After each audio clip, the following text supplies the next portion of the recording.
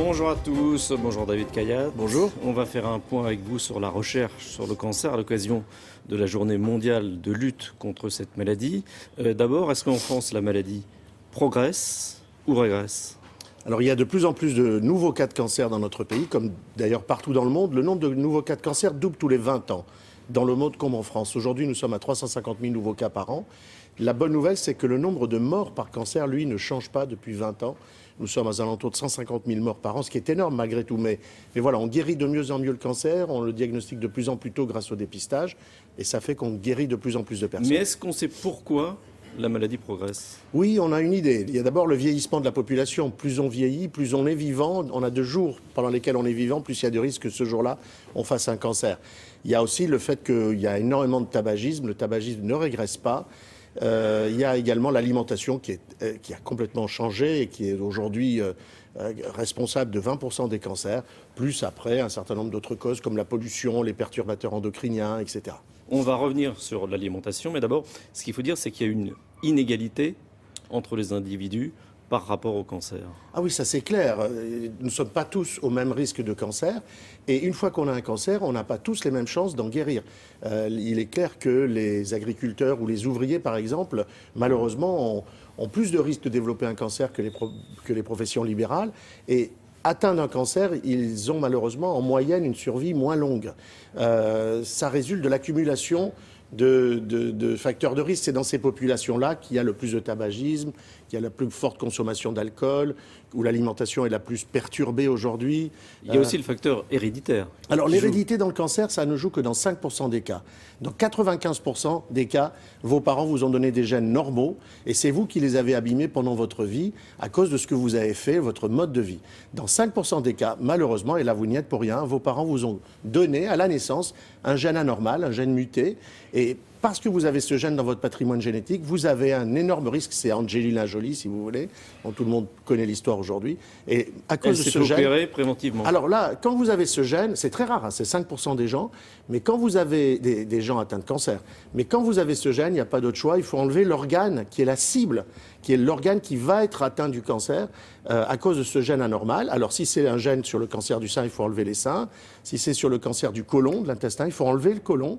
Et généralement, il faut faire ces choses-là assez jeunes parce que ces gens-là, qui sont porteurs de ces gènes mutés, font des cancers très jeunes dans leur vie. Il n'y a pas un cancer, mais des cancers. Et c'est toute la difficulté puisqu'il faut adapter les préventions. Alors, exactement. Y a pas... Moi, quand j'étais jeune étudiant en médecine, on pensait le cancer sera guéri un jour. Puis on s'est aperçu que le cancer du sein, le cancer du poumon, c'était pas la même chose. Et donc on a dit les cancers. Et on s'est dit il y a à peu près 200 cancers, le poumon, le côlon, le sein, la prostate, le pancréas. Aujourd'hui, on sait que non, c'est pire que ça. Il y a 350 000 nouveaux cas par an de cancer en France. Il y a 350 000 cancers différents. Parce que vous appliquez le même traitement à 10 femmes atteintes de cancer du sein, il y en a qui vont guérir, il y en a qui ne guériront pas. C'est qu'elles n'avaient pas le même cancer. Et donc c'est ça qui nous fait évoluer vers ce qu'on appelle le traitement à la carte. Et qui dit cancer différent de malade à malade, dit aussi que les causes de cancer vont être différentes d'un malade à l'autre et la prévention sera nécessairement différente aussi. Alors justement, la prévention, vous sortez un livre qui s'appelle « Prévenir le cancer » avec des conseils sur l'alimentation, les bons aliments. Oui. Et un des meilleurs aliments, c'est l'ail. L'ail, c'est le médicament miracle. Alors en fait, il y a 7 médicaments, pas médicaments, aliments miracles, ne sont pas des médicaments, c'est l'ail, la grenade, le curcuma, le sélénium, la quercétine, le brocoli et le thé vert. Le problème, l'ail, voilà, il faut en manger 20 portions par semaine, et c'est considérable. D'abord, ça a quand même une odeur, une haleine un peu particulière, tout le monde n'apprécie pas nécessairement. Et manger de l'ail comme ça 20 fois par semaine, c'est beaucoup. C'est pareil pour le jus de grenade, il faut prendre un quart de litre de jus de grenade tous les matins. Le thé vert, c'est 6 à 7 tasses par jour. Donc, en réalité, ces aliments-là, qui aident à la prévention du cancer, clairement, de façon indiscutable aujourd'hui, il y a des très belles études faites chez l'homme. Est-ce qu'on sait pourquoi ? Pour quelle raison ? Oui, la plupart de ces aliments vont soit bloquer les... Vous savez, quand les cellules cancéreuses se multiplient, vous savez, il y en a 1, 2, 4, 8, 16, 32, puis au bout d'un moment, il y a une tumeur. Ces cellules ont besoin de sang frais pour pouvoir assurer la nourriture de toutes ces cellules qui naissent à chaque instant. Et pour ça, elles fabriquent des vaisseaux sanguins qui vont chercher le sang ailleurs à côté. Eh bien, beaucoup de ces aliments-là bloquent la fabrication de ces vaisseaux. Certains de ces aliments réveillent le système immunitaire qui nous défend contre le cancer. D'autres vont provoquer la mort, le suicide des cellules cancéreuses. Ce sont des aliments extraordinaires qui nous protègent et qui, pour la plupart, sont aussi et surtout des antioxydants. Vous savez, quand une cellule, qu'elle soit normale ou cancéreuse, respire, elle produit des radicaux libres, des radicaux oxygénés extrêmement toxiques, extrêmement réactifs qui se baladent à l'intérieur de la cellule et qui abîment nos gènes. Eh bien, ces antioxydants, le brocoli, le curcuma, etc., attrapent ces antioxydants, les calment et les empêchent d'abîmer nos gènes. Vous citez aussi le sélénium.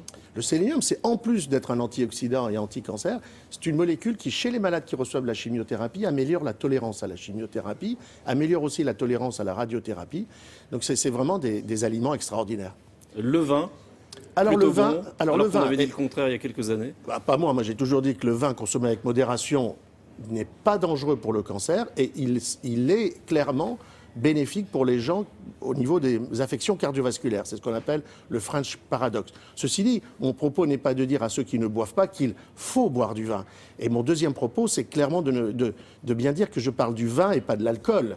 Alors le vin, consommé avec modération, 2 verres par jour, pour ceux qui en boivent déjà, c'est quelque chose qui est sans danger pour le cancer, ça a été clairement démontré, et qui améliore le risque en matière de maladies cardiovasculaires. Bonne nouvelle aussi, les rapports sexuels, c'est très bon contre certains cancers. Ah oui, le cancer de la prostate pour l'homme et le cancer du sein pour la femme. Il faut atteindre des fréquences d'activité sexuelle assez importantes, puisque dans les études qui montrent que l'activité sexuelle réduit le risque de cancer de prostate de façon importante, 30 à 40% de réduction du risque, il faut arriver à faire ça quand même 5 fois par semaine, 21 fois par mois.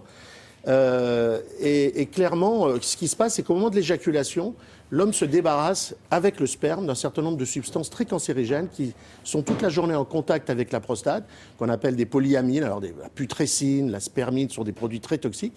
Et en s'en débarrassant, il empêche l'apparition d'un cancer de prostate.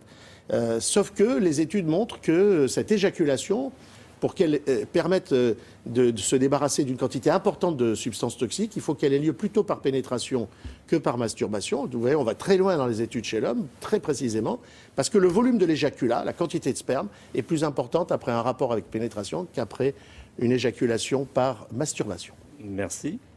William? Non, je fais comme tout le monde. Non, je prends des notes. Dites, docteur, 21 fois par mois, on peut grouper, faire tout dans la même semaine et puis comme ça...